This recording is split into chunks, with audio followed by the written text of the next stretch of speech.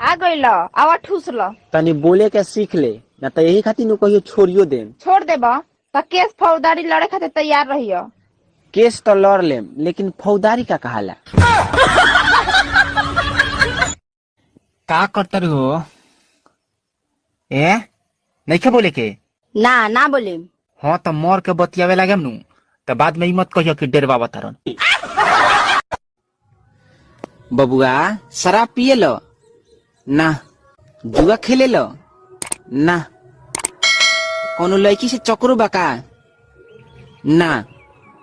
ए जी लड़का हमरा एकदम जच गइल, इतना सीधा साधा आ इतना होनहार लड़का कहीं ना मिली। आ ना लड़का में एको गो अवगुणो बा, एगो अवगुण बा।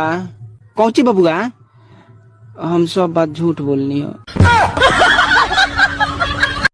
क्या देख रहे हो? शर्म नहीं आती? दूसरी औरतों को देखते रहते हो शादी के बाद भी। तो का करी, शादी के बाद आंख निकलवा ली।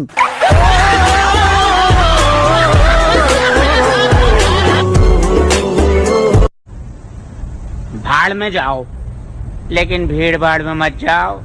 कसम खा के कह रही हूँ भैया कोरोना फिर से गुर्दे छील रही है। हेलो का हो? I love you. भाग यहाँ से। I love you two.